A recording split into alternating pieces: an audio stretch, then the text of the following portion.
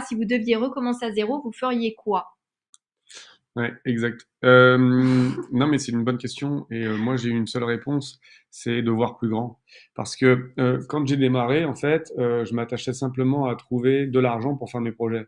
Or, c'était souvent maintenant les projets qui faisaient l'argent, dans le sens, ça vous prendra autant de temps que d'acheter un appartement diffus en mettant un locataire que d'acheter un immeuble de rapport.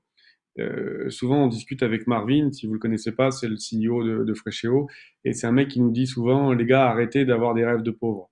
Et si on devait redémarrer de zéro aujourd'hui, ce serait de passer sur des choses qui sont un petit peu plus grandes dès le démarrage. C'est-à-dire penser à un immeuble de rapport, penser à tout de suite à mettre de la LCD, mais avec 4, 5 biens à l'intérieur. Bon, il y a des débutants, hein, il y a des gens qui démarrent, mais évitez de penser petit. Ça vous fera qu'aller petit, vous perdrez du temps. La notion la plus grande aujourd'hui que l'on a, c'est le temps. Donc si je devais redémarrer de zéro aujourd'hui, ce serait d'avoir des ambitions un peu plus grandes que celles que j'avais.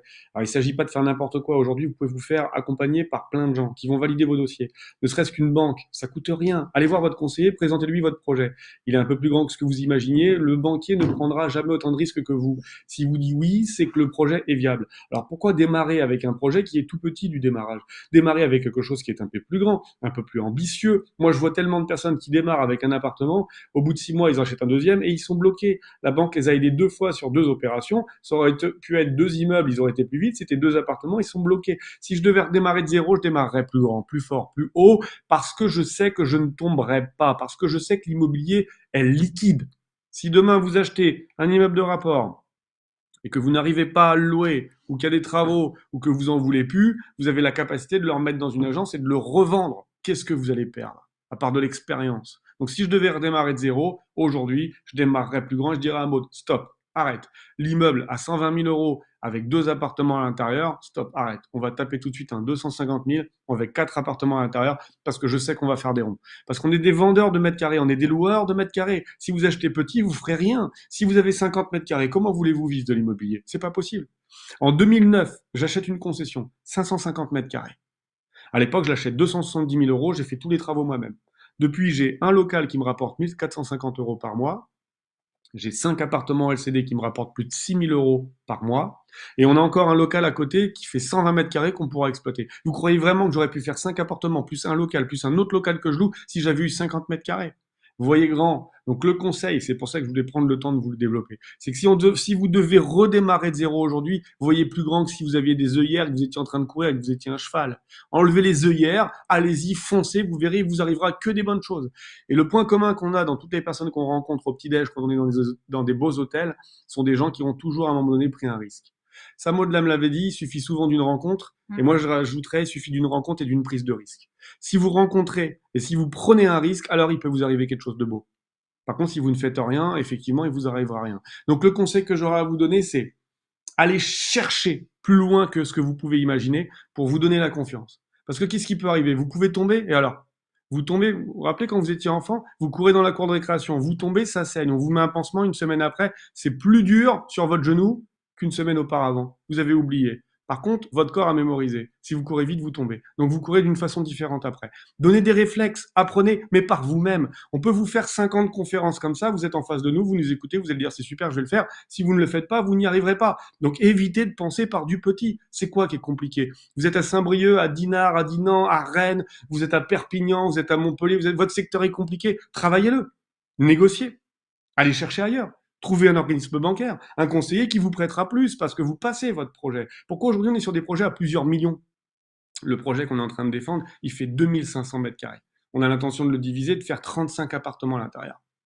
Ouais, on peut se planter, mais on peut réussir. Et si on réussit, on fait un gros gain, parce qu'on prend le risque. Donc arrêtez d'avoir des rêves de pauvres. Pourquoi on organise une journée comme celle de Paris?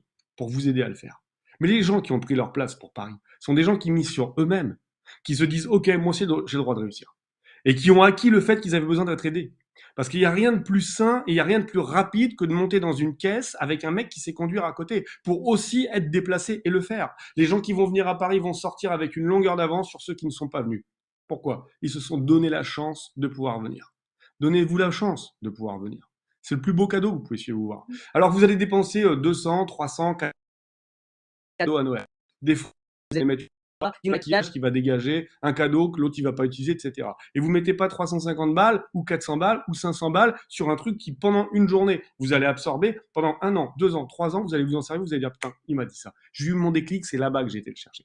Donc si je devais démarrer de zéro aujourd'hui, voilà comment je penserais. Et c'est facile. Ma mère me disait toujours quand j'étais petit, à chaque fois que je disais, maman, si tu pouvais revenir en arrière, qu'est-ce que tu ferais? Elle me dirait, j'aimerais bien avoir 20 ans avec l'expérience que j'ai aujourd'hui. Tout est résumé. On cherche tous à avoir de l'expérience, on cherche tous à avoir du temps. Plus vous attendez, moins vous aurez d'expérience, moins vous passerez à l'action, plus vous perdrez du temps. Et la notion la plus belle que l'on puisse avoir aujourd'hui, ça reste quand même le temps. Il n'y a rien qui s'achète. Ça va faire 7 ans que je suis avec Maude. En 7 ans, on a implémenté, on s'est donné les moyens de le faire. On s'est retrouvé à minuit, 2 heures du matin, autour d'une table, autour des ordinateurs. On s'est retrouvé sur les chantiers. Elle a dormi sous des tableaux électriques, elle s'est levée la nuit, elle avait les yeux gonflés. Mais elle avait en tête, elle avait en tête l'idée que ce qu'elle faisait, c'était bon pour elle. Et parce que c'était bon pour elle, c'était bon pour nous. Et parce que c'était bon pour nous, on en était OK et on continuait. Et aujourd'hui, ça nous réussit. Mais ça nous réussit pas parce qu'on a gratté un ticket et on a gagné. Ça nous réussit parce qu'on a mis en place et on avance. Donc, pour répondre à ta question, c'était Lolita, c'est ça? Oui. C'est une question courte, mais une réponse un petit peu longue. C'est qu'aujourd'hui, si je devais redémarrer de zéro, je me dirais, écoute, Laurent, t'as qu'une vie. Le projet que tu dois mener doit être le plus gros possible par rapport à ce que tu fais aujourd'hui. Et si tu tombes, ça sera aussi une bonne nouvelle, parce que tu auras appris. À la dure, mais tu auras appris. Donc, un conseil, misez sur vous et déplacez des montagnes. Il n'y a que comme ça que vous serez fier de vous et que vous aurez ce fameux sentiment du devoir accompli.